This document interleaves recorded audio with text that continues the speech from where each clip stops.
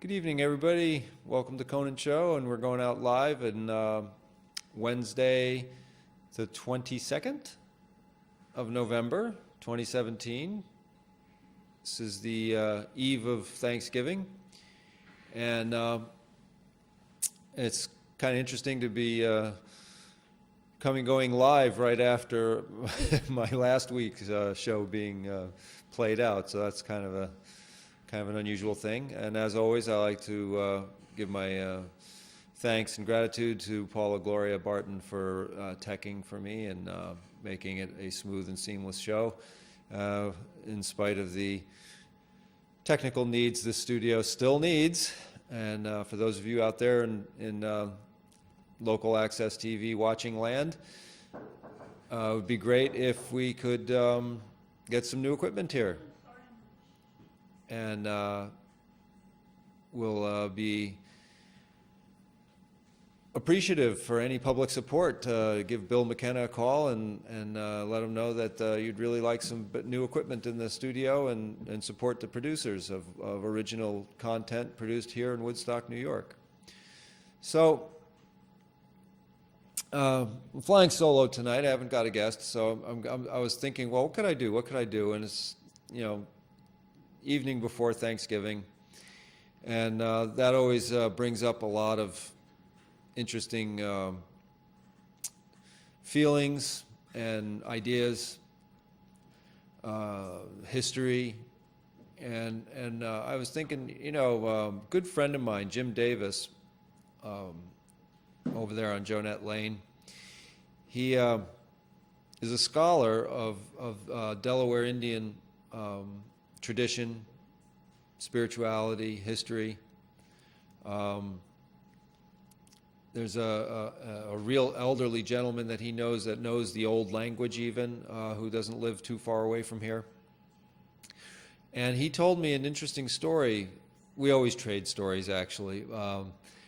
But it was a wonderful story about how jack-o'-lanterns got to be thought of. And, this is that time of year when people are putting up pumpkins, traditionally for winter food source. Pumpkins can last quite a while if taken care of properly, in a not too cold, not too warm, kind of a dry environment.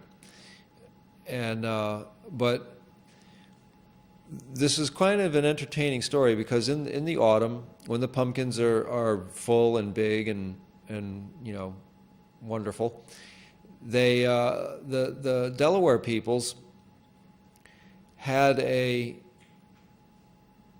tradition of putting dried corn seed into the rivers and ponds where the Canadian geese would frequent. And as the pumpkins were ripened, they'd start throwing pumpkins into the river along with the corn seeds, so that the geese become accustomed to pecking around for the various foodstuffs and corn and such with these pumpkins floating around.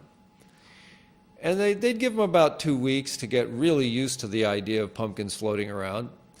And then they would have the young men, young boys, would carve pumpkins and empty them out. Gut the pumpkin all the way out and core it out, so to speak, and clean it all out. And they would put little holes to look out of with their eyes, and then they would slip into the water, and the women in the villages would throw the pumpkins upstream, and as they would go floating down, in and amongst all the geese, the young men would go out with their pumpkin heads on into the water, and they would sneak up on the geese, and as the geese are pecking around for the corn, they'd pull them under by their feet and dispatch them underwater and tie them to their belt and go for another one until they got enough to carry out. And meanwhile, the ladies would be running downstream and collecting the pumpkins all over again, and going back upstream and throwing them back into the river and repeating the process until the geese became aware of the fact that there were less and less of them. Now, but this was serious business, as comical as the scene must have been. And it's very funny to tell this story, but what they would do is, after they would bring the geese home, everything, of course, is always used, and the feathers would be used for the down, or the feathers to make blankets or cushions and such that would help keep you warm, and the meat would be so abundant that they would dry the meat, much like like dried deer or dried beef or any other dried meat. They would dry these Canadian geese so that they would have a cured protein meat source for the hard times of the winter, right through till spring. So that was one of the traditional little stories that I got that I wanted to share with you. Thanksgiving brings up a lot of things, and another kind of historical point about it is that, we have culturally, across the United States, adopted this tradition going back to Plymouth Rock and the early settlers and colonists, and the time of first contact with the local indigenous tribes along what is today Rhode Island and Connecticut and Massachusetts and such. And those were some really hard winters. Those Europeans that landed here in those early times really didn't have a clue what they were getting into, and there was a lot of starvation. There was a lot of death due to disease, and there was a lot of also warfare. So it was really a daunting situation for the colonials, but it was also as equally hard on the native populations, because they didn't have the resistance to the various diseases that came over on those boats.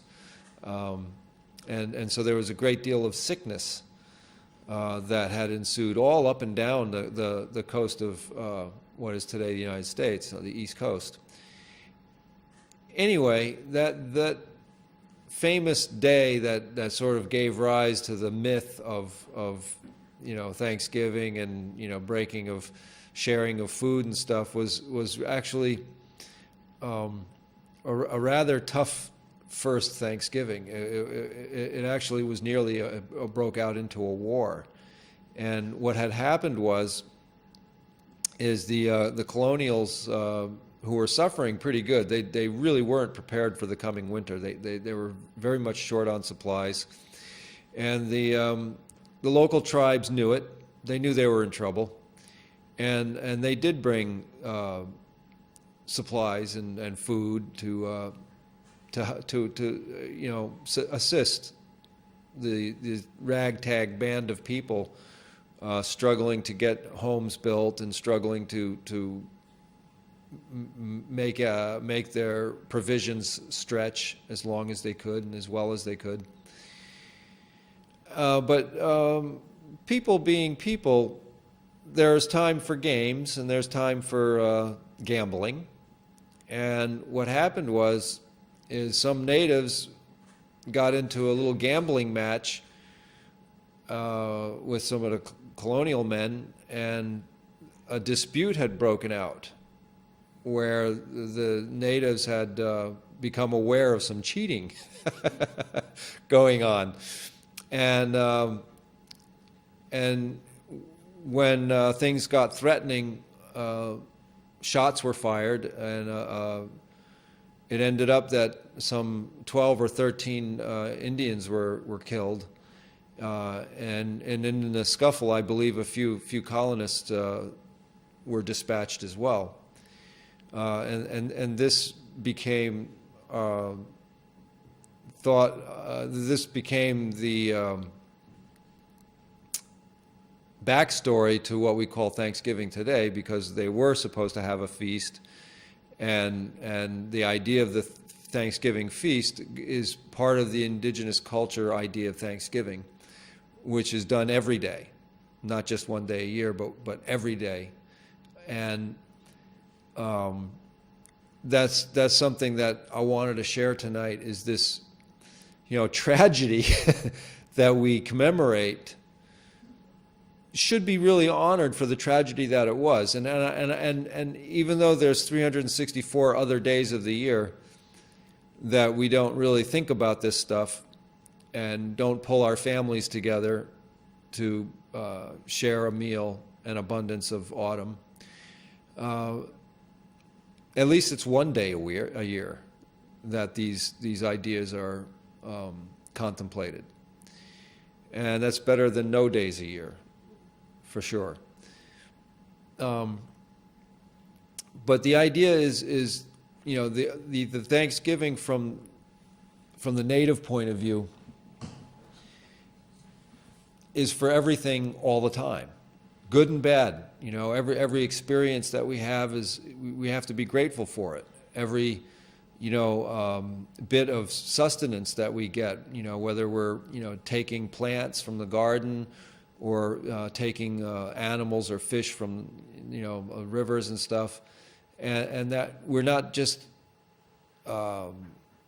hunting for fun, but hunting with purpose, which is to feed your family or feed yourself.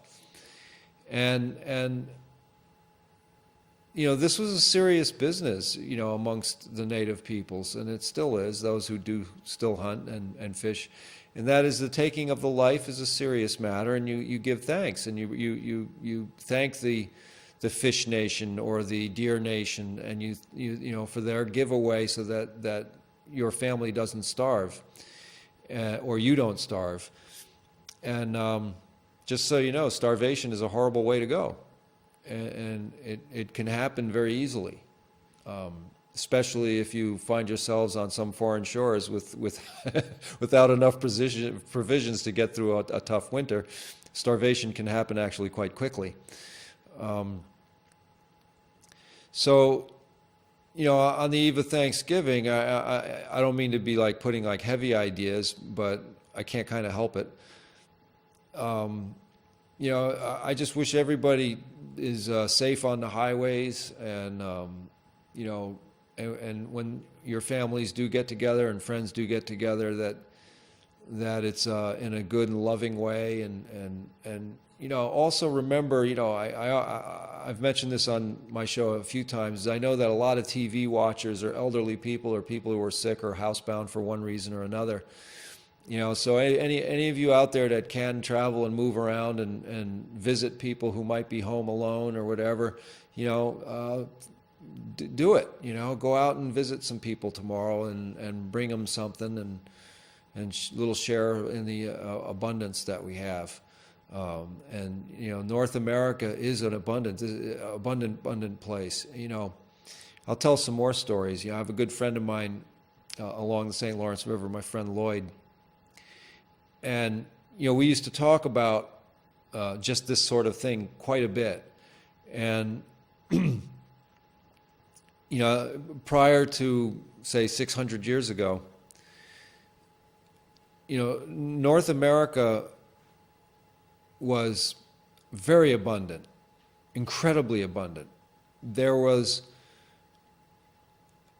no reason to be deprived of nutrition if you simply had knowledge, because the earth here had provided so many different varieties of wild edibles that also included medicines, thousands of medicine plants, thousands of food plants, and game, and all kinds of fish and birds and all kinds of things that really just working knowledge of your land and environment would sustain not only you and your family, but villages and civilizations. Truly a garden of eating here. And this has been really truncated to this day where, you can't just go out and find food very easily. There are food plants out there. There's seasonal things. And it's all part of this, cosmic cycle. This when you're an agricultural people and hunter-gathering as well, you use everything that you have at your disposal to survive when you live by the demands of your environment. And so you have to be educated to your environment. And I think about this a lot and how we've expressed our civilization on the bones and burial grounds and former villages sites of a previous civilization, a civilization that had been here for tens of thousands of years, and with its history and knowledge in the oral tradition. And a lot of people, we are taught in schools that writing didn't exist here in North America. That's not true either. There were pictographic writing systems, the Cherokee being probably one of the more famous of note. And there are some scholars who believe that the Cherokee pictographic writing is related to ancient Hebrew. As an aside, that there may very well have been broad cultural contact in the many thousands of years that humans have been walking around upright and knocking their heads together. So also another writing system I became aware of is the Cree Nation up in Canada, largely in Canada. And the Cree had a writing system that really approaches more like letters rather than pictographic, but much more akin to a phonetic letter system, much like we have as in our Roman letters that English uses. Anyway, I digress. I'm wandering. So, the gratitude that I have today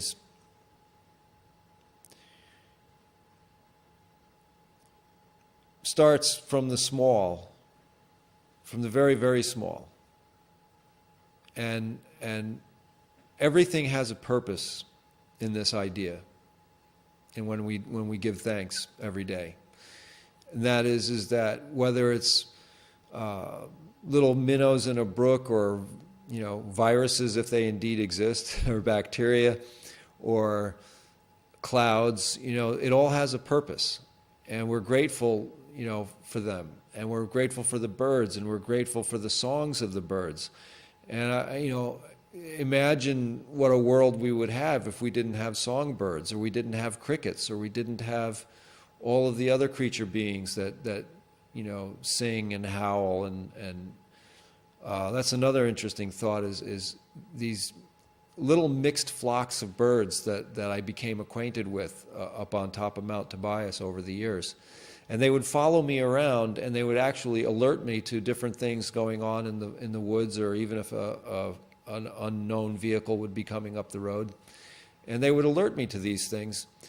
But the biggest kick I got about this mixed flock of birds, because there were chickadees, there were titmice, there were occasionally a cardinal, but not often, juncos, a few that I can't identify, nuthatch, they were in there. And I didn't know that they did that. But apparently there are such, it's not uncommon that all kinds of songbirds will sort of congregate together and hang out together. And yeah, but what I really, the biggest lesson that I took away from these little birds is how joyous they were. I mean, they're just, I often wake up early, and I'm usually waking up in a good mood, but sometimes I'm achy and cranky, and the birds would be out begging by the window, and they would just be so full of life and joy, and I'd be like, "Why are you so happy? Shut up!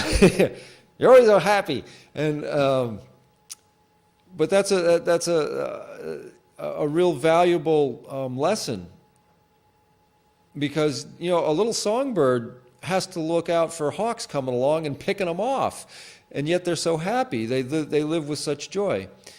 And what do? Are we joyous creatures? Do we sing and dance? And the answer is, well, actually, we would if we were had enough opportunity. We would be out there tweeting and singing and flitting about. But much of our days and lives is consumed with performing tasks for employment. And then there are other stresses that make us have to take on more employment than perhaps we can actually do.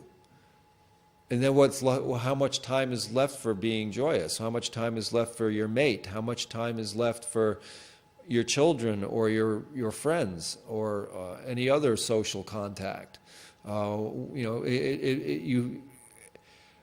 This thought really was hammered into me one day when I realized that, me and my ex-wife would have to schedule an appointment to see each other because we work different ends of the day, and we're very much engaged in keeping the kids fed and the horse fed. So Did that lead to divorce? No, I'm sure it didn't help. There are so many other pressures, in my first real marriage.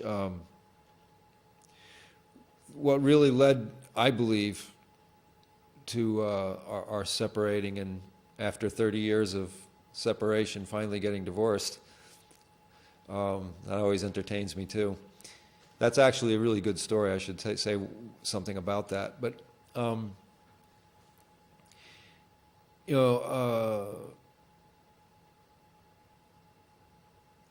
I shouldn't use her name because I want to talk about the little bit about it.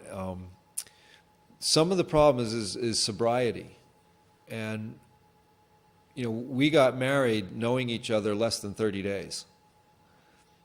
And it was a very kind of a native thing, because it was in 1987 August at Cattaraugus, and this contingent of Cree people had come down to participate with this particular ceremonies, and in this family was a beautiful 25-year-old woman who had brought her little daughter with her, her youngest daughter. No, her older daughter. The youngest one was too young to travel and was with grandma. That's how this worked. Anyway, so over the course of the 7-8 days that they were down, I got acquainted with this young lady, and I was sort of half kidding. And I said, "Gee, if the circumstances were right, I'd marry you at the drop of a hat." And then she goes, "Okay." And 30 days later, I flew her back down to Buffalo and picked her up at the airport. And her youngest, who was then 18 months old, had not seen me or knew what I looked like. No photographs or anything like that. And through the crowd of people, at the airport, this little toddler came running up and jumped into my arms. Out of all of these people, she just knew who to run to and jump into my arms, and I was just so moved, and the thought in my head was, this has got to be. I mean, I can't, I got to do this. It's bigger than me. And so it was. And after we got married, in fairly short order, my wife had gotten quite unhappy. And what I hadn't known is that she was newly recovering from alcohol and other drugs, and really needed to be in program. She really needed it, and we didn't have a whole lot of support at Cattaraugus at that time, or I didn't know of it at the time there. I did know about this Partridge House up at this place called Akwesasne. And so we moved, and that began another stage of her recovery, and but it took its toll on our relationship. A lot of, well, you don't understand what I'm going through. So, I mean, I got involved deeper with the Partridge House as a result of it. But, yeah. Try to understand. Well, you can't. You can't really understand what another person's going through. You can only appreciate it. You can only respect it. But to really understand, somebody, you would have to be in their shoes, and you can't. You simply can't.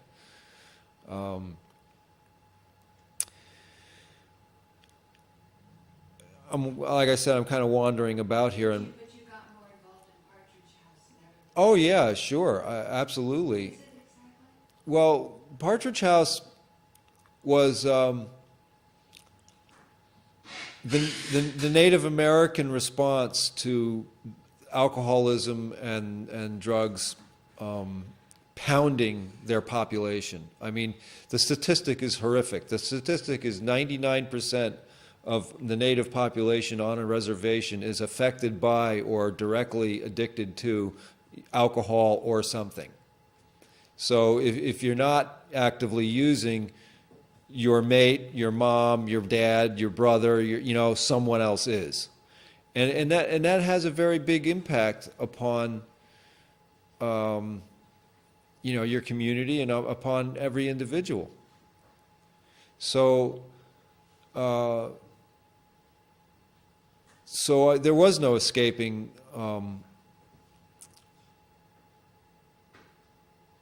this weapon,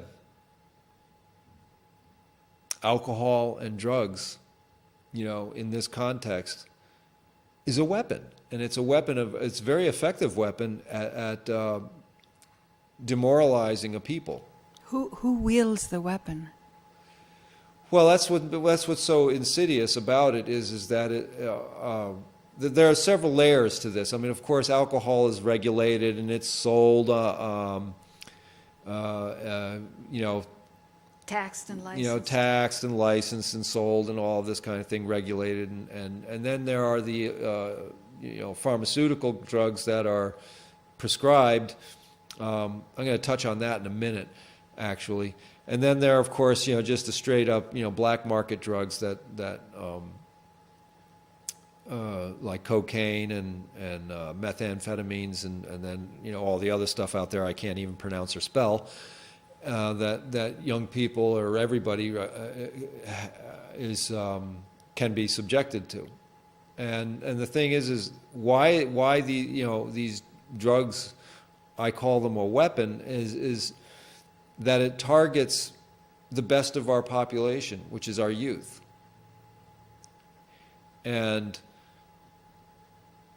our youth, our young people are our insurance policy, against civilization failure in the future.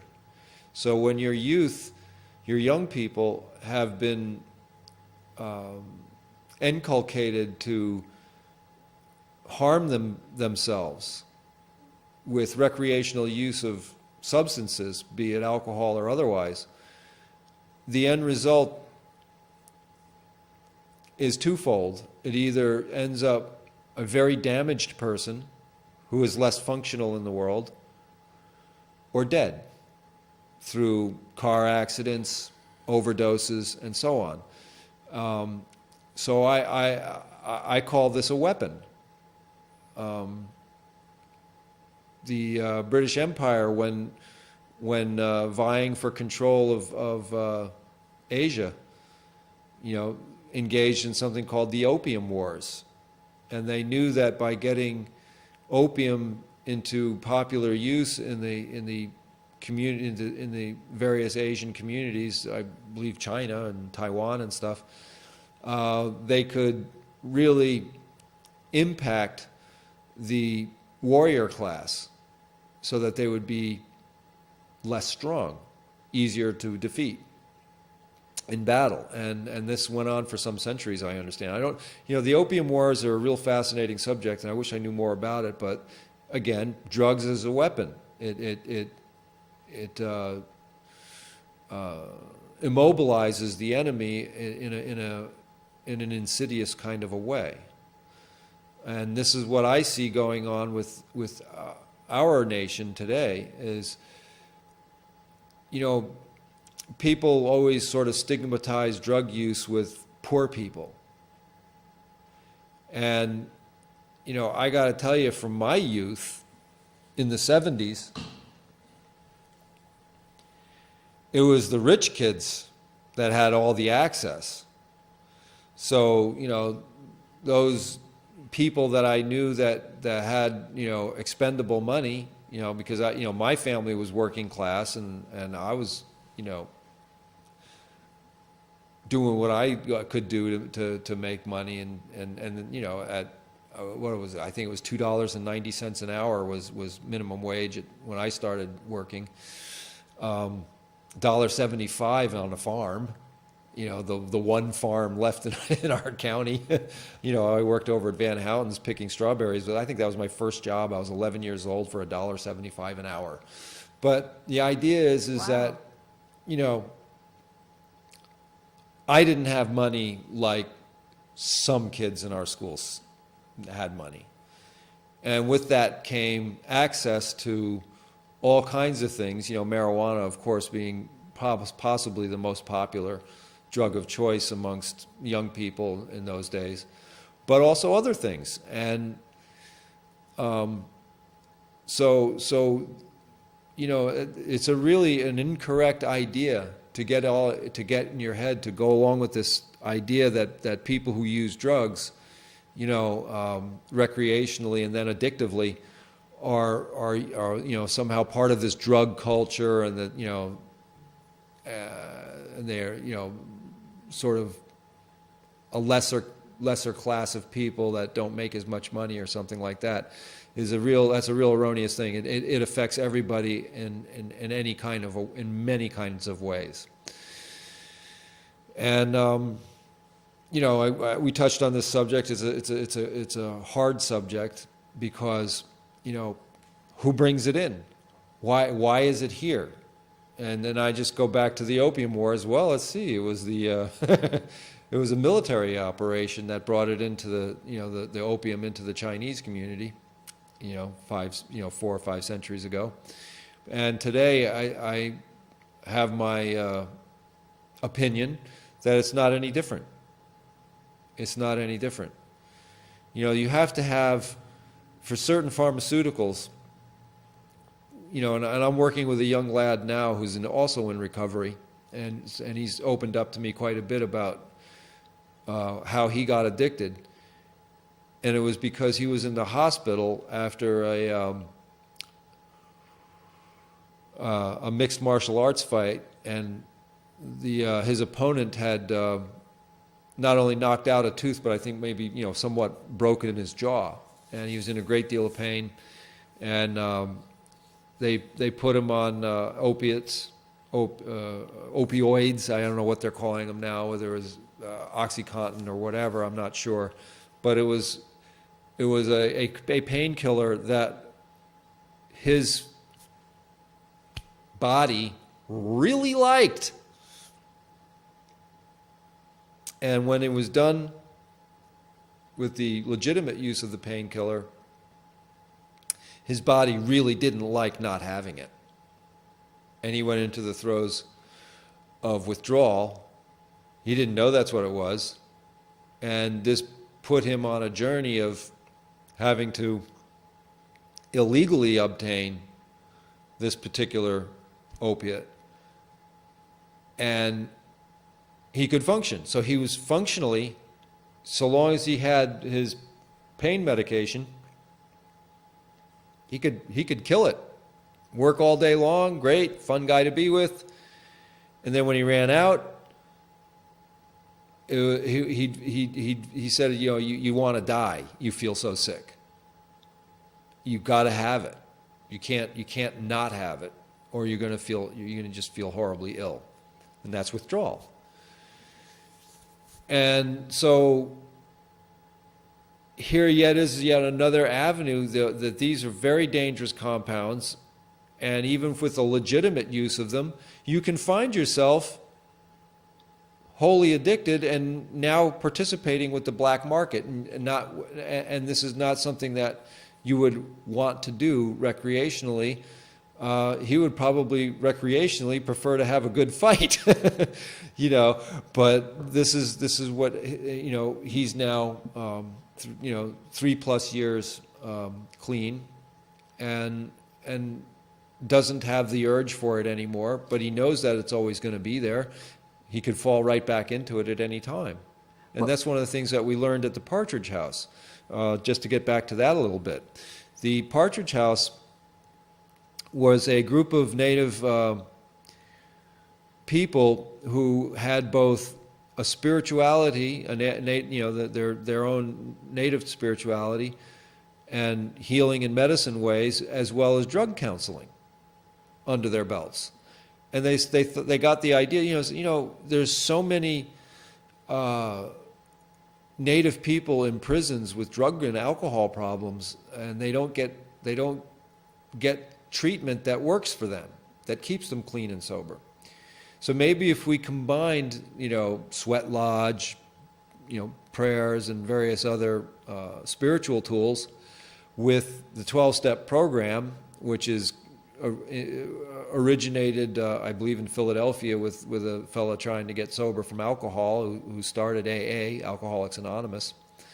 So they took the principles of the 12-step program of Alcoholics Anonymous and combined it with traditional native healing practice and knowledge.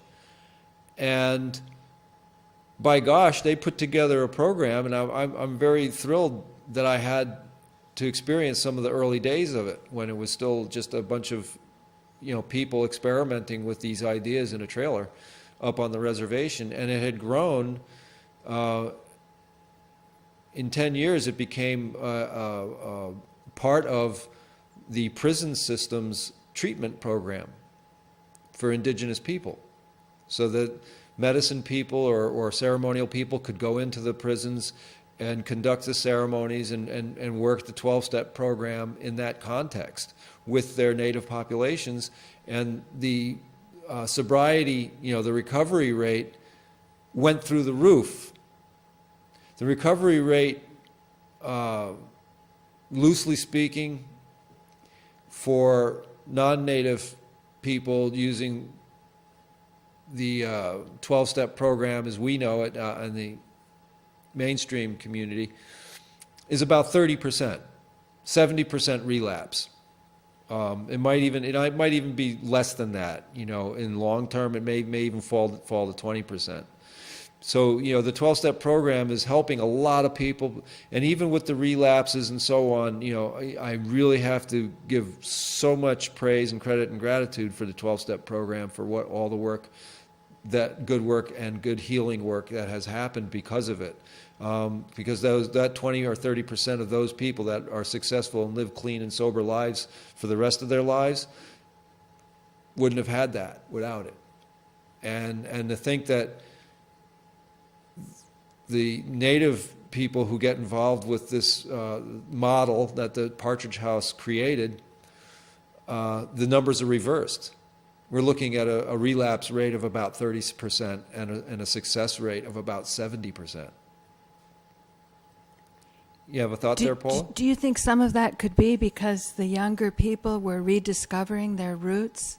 That part of demoralizing a population is to separate children from the parents and their oral tradition in particular? Because you're saying sweat lodges? Sure. It sounds like a detox. It is a detox. That's the native purification ceremony. You much like a sauna, but in the context of a ceremony and practice and procedure, you're sweating out not only physical toxins, but while you're praying, you're also releasing the spiritual and mental and emotional poisons as well. So and in the context of a 12-step program, that's very powerful. It's mutually supportive, is what I guess I could say. In Ayurvedic medicine in the south of India, they always start they call it panchakarma, cleaning the 5 elements, and they Sure. start it on the monsoons. So they're very nature-based. They don't just say, take this pill. No, I want to do a definition for you of medicine. There's good medicine and bad medicine. And the way this was shared with me is it goes like this. Good medicine is everything that brings joy, good health, positivity, love to the air, the water, the earth, the plants, the animals, and the people. And bad medicine is anything that brings ill health, unhappiness, discord, disharmony to the air, the water, the plants, the animals, and the people. So this idea of medicine is a very, these guys were like the first holistic healers in a very big way, because we're looking at the whole of creation in this thought of medicine. Medicine is not a pill or a tincture, that you take. It can be a medicine, even in this philosophical, thought, but it can be a conversation. Anything that brings good health and joy to another human being or an animal or a plant or anything that brings a goodness is medicine. And I sometimes think about, I saw like this vignette in a movie somewhere where you have this kind of old guy selling newspapers, and there's this sort of unhappy looking businessman coming up to get his Wall Street Journal, and there's this exchange. And here's this innocuous, paper salesman, in his little booth, who's making pennies compared to this guy who's making billions. And he's the one with the smile and says to his regular customer, good morning, how you doing today? And they have a little exchange, and he elicits a smile out of this, businessman who's under all this pressure in his life. And I think about that, I said, these are our medicine workers, This guy has just performed, some good medicine for this, businessman who's clearly not having, a happy life, or at least a happy moment. And we do this for each other every day, What are we doing to add to harmony? And what are we doing to add to confusion?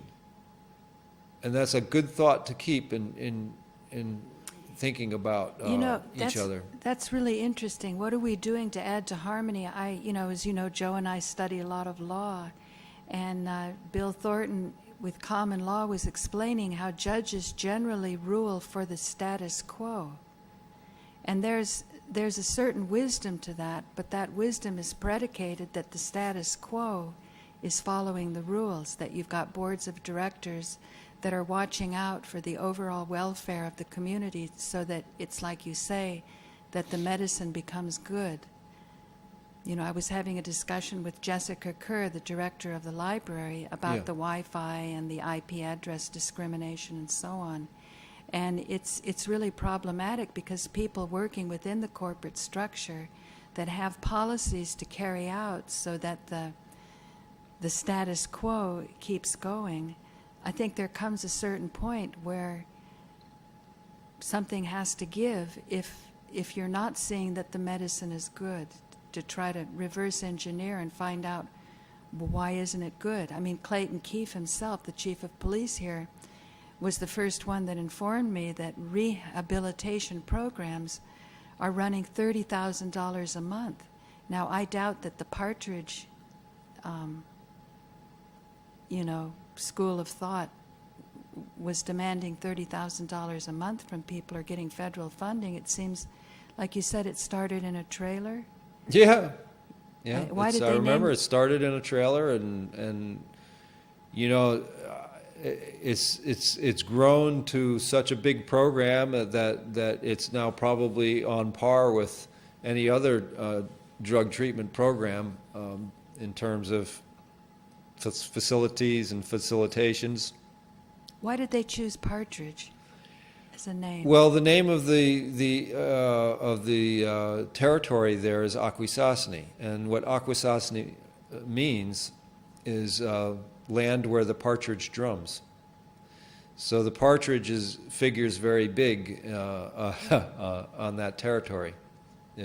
And you can hear them. You hear them go thump thump thump thump thump thump thump thump thump thump thump thump. You hear them at various times of day or the year. The partridge drums on there. I'm not sure how they do it with their wings. I imagine. So your ex-wife signed up with them, or she was part of the development? She got involved with them because she was reaching out. She was looking for solutions. I had been involved with them not long before, but I had been aware of the program, but she had found it through the AA meetings, and they directed her to get involved with that a little bit. Or perhaps it was even more direct than that. I think the AA meetings were in the trailer that became the Partridge House, so that's how that happened. And then I got drawn into it because of my own struggle. I guess you could say I considered myself Codependent? well, codependent, but also in the habit of marijuana for many years, and I wanted relief from that kind of craving that I would get. So what did you do? Did you do sweats, or did you do enemas, or what was the detox like? Well, the detox is just not doing it, just not smoking up. And but yeah, I participated with sweat lodges up there with some of my friends, and over in Cattaraugus, and out west my few trips out west, I participated with the sweat lodge, and I'm about due for another one. Actually, I could use a good sweat right now. Can you explain what a sweat lodge is? Yeah, well, that's really kind of the common way to call it. The correct thing to be correct about it is a purification lodge, and what it is it's like a domed structure made with a number of saplings, different numbers for different folks. And the numbers mean something. Everything means something in this system of thought. So this represents a turtle. When you put the skins over the top, we use canvas or blankets or whatever is available. You're kind of creative this way. Just try to avoid plastic. But anyway, so you build this domed wiki-up structure, and you have the doorway facing to the east, and then there's a fire. You have to have a fire pit, and where you heat rocks, and you have to be careful what kind of rocks you get. Certain rocks explode. Quartz-rich rocks will explode, and I found limestone and sandstone and to be very good. Shale is good if it's very dry, but it will explode if it's wet. A lot of rocks that are wet will explode, but anyway, that's the general idea. You kind of be careful about what kind of rocks you use, get them red hot or even white hot. I've seen rocks very, very, very bright, and those are then brought into the lodge itself, which represents a few things. It represents going into the womb of the earth, going back to your mother. It represents a pipe, because there's a Chimney? Not really a chimney, but a space where the saplings don't meet. You know what I'm saying? So it's still covered, but this is sort of the thought that, well, this is where the cosmic energy reaches up to the heavens, to the sky, and the earth connection is where in the center of this thing is you have dug out a hole where the hot rocks go into the hole, and then as you're in ceremony, and each person has an opportunity to say something, and then we sing songs or various other things, there's water being poured on the hot rocks. Wow. And this will create a steam, and various little herbal, things, sweetgrass, sage, and other things that are ground up get sprinkled on the hot rocks, and this puts a incense-like smell into there, and that's very, very pleasant, and really brings me to a very ancient, timeless feeling. And you get transported. How long does it take? Well, there's usually what they call 4 rounds or 4 doors. And each time they open the door, you have the opportunity to go out and pour water over yourself, or jump into a pool of water, or into a lake, wherever whatever's available, and cool off for a bit, and then you go back in again. So it depends on whether there's elderly people sweating with you, or if you're doing young bucks who can go for 45 minutes a door, or it could be very, very, very hot, or it could be not very, very, very hot, depending on if there's somebody with a heart condition. You have to ask. Whoever goes into the lodge has to let the person who's conducting, the expression is pouring water, who's ever pouring water or conducting the ceremony, has to know any particular conditions of the people that are in there, so that they're careful with them. It's not a competition. It's to bring the sweat up, and it's to bring the poisons of the physical body as well as the non-physical body out and released, and it gets burned up on those hot rocks and released to the ethers, to the great mystery, or the cosmos. It sounds community building, is it? Or it's... Oh, absolutely. Of course, yeah. You notice it afterwards because you're all purified? Or at the You time, know, do you work you out never, issues? Or you never feel so clean. You never feel, your skin is so soft, and so you really do feel clean inside and out. And you're supposed to fast for at least a day, but more if you can do it, and drink a lot of water when doing the sweat, so that your body replenishes while you're releasing so much water. You have to replace it. So that, if you don't drink enough water and you're not used to that, some people, are much tougher than others, but some, myself, I have to hit the water pretty good, or I'll get incredibly dizzy, afterwards. So there's a certain, it's no competition. It's not a competition, although, out in Indian country, the young bucks, they like to be competitive. And so they'll go extra hot and extra long, and well, more power to them. But then they're young and strong, and that's the kind of thing they like to do. And it's really interesting. I was asked to be firekeeper for some elders, Cheyenne and Lakota elders, and the young guys had a separate sweat. And I was quite curious about that. How come, all these really quite handsome, strong young bucks didn't want to sweat with these old guys? And I come to find out that they were afraid of these old men, because they were old medicine men. And you know, I mean, I knew they were, but I was of the opinion that, geez, these young people, they should just get right in there and be with these old men while they have them, you know. And they were looking at me like, wow, you're not even Indian, you know, and you're going in with those guys, and I don't. Well, is it a time where like confession or something? Is it? No, Why what would it they be is that I have a feeling that part of it is the awe that these old men have over the young guys.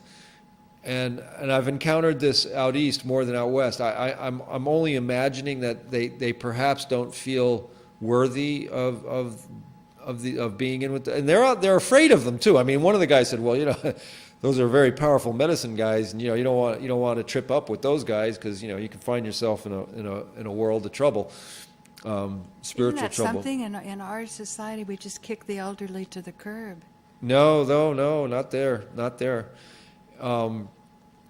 But the other side of it though is that the old guys are like, I wish these young guys would come in with us, you know. So but those kind of feelings, I guess, you know, aren't really spoken openly. I'm not sure, but it's an interesting dynamic. So we're winding it up, folks, and I hope you had a fun listening to my stories and our little discussions here about different things. And like I said, you know, if you know somebody who's alone out there and tomorrow and you know, can't get out of the house or whatever, go visit them. You know, Take bring them to a bring them sweat something. lodge. Don't be afraid. Yeah, just you know, reach out to people and try to remember each other.